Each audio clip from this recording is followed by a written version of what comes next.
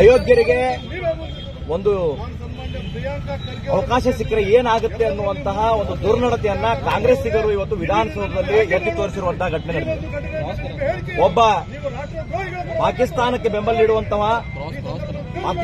ಬೆಂಬಲ ನೀಡುವಂತಹ ವ್ಯಕ್ತಿಗಳು ಅವರಿಗೆ ಪ್ರೋತ್ಸಾಹವನ್ನು ಕೊಟ್ಟುಕೊಂಡು ಇವತ್ತು ನಮ್ಮ ಕರ್ನಾಟಕದ ಪವಿತ್ರವಾದ ವಿಧಾನಸೌಧದಲ್ಲಿ ಪಾಕಿಸ್ತಾನ ಪರವಾದಂತಹ ಘೋಷಣೆಗಳನ್ನ ಕೂಗಿ ನಮ್ಮ ಸೌಧದ ಘನತೆಯನ್ನ ಏನು ಕೆಡಿಸಿದ್ದಾರೆ. ಅಂತಹ ಎಲ್ಲ ಅಯೋಗ್ಯರಿಗೆ ನಾವು ಹೇಳೋಕೆ ಇಷ್ಟಪಡೋದಿಷ್ಟು ಒಂದೇ, ನಿಮಗೆ ನಾಚಿಕೆ ಮಾನ ಮರ್ಯಾದೆ ಇದ್ರೆ, ಈ ದೇಶದ ರಾಷ್ಟ್ರೀಯತೆ ಮೇಲೆ ಸಾರ್ವಭೌಮತೆ ಮೇಲೆ ಗೌರವ ಇದ್ರೆ ರಾಜೀನಾಮೆಯನ್ನು ಕೊಟ್ಟು ನೀವು ಮೊದಲಿನಿಂದ ಕೆಳಗಿಳಿಬೇಕು. ಯಾವ ದೇಶ ಈ ದೇಶದ ಸೈನಿಕರ ರಕ್ತವನ್ನು ಹರಿಸಿದೆ, ಈ ದೇಶದ ಸಾರ್ವಭೌಮತೆಗೆ ಧಕ್ಕೆ ತಂದಿದೆ, ಇಲ್ಲಿ ಭಯೋತ್ಪಾದಕ ಕೃತ್ಯಗಳನ್ನು ಮಾಡಿದೆ, ಅಂತಹ ದೇಶದ ಪರವಾಗಿ ನೀವು ಒಂದು ಜಯಘೋಷವನ್ನು ವಿಧಾನಸೌಧದಲ್ಲಿ ಹಾಕ್ತೀರಿ ಅಂತಂದ್ರೆ ನೀವು ಯಾರು ಈ ದೇಶದ ಮಣ್ಣಿನ ಮಕ್ಕಳಲ್ಲ. ನಿಮಗೆ ಇಲ್ಲಿ ಇರುವಂತಹ ಜನರ ಬಗ್ಗೆ ಗೌರವ ಆಧಾರಗಳಿಲ್ಲ. ಅದನ್ನ ಅರ್ಥ ಮಾಡ್ಕೊಂಡು ನೀವು ಮೊದಲು ರಾಜೀನಾಮೆಯನ್ನು ಕೊಟ್ಟು ಕೆಳಗಿಳಿದು ಬರಬೇಕು ಅನ್ನುವಂತಹ ಒಂದು ಆಗ್ರಹವನ್ನು ಇವತ್ತು ಭಾರತೀಯ ಜನತಾ ಪಾರ್ಟಿ ಬೆಳಗಾವಿ ಕಡೆ ನಾವು ಮಾಡ್ತಾ ಇದ್ದೇವೆ.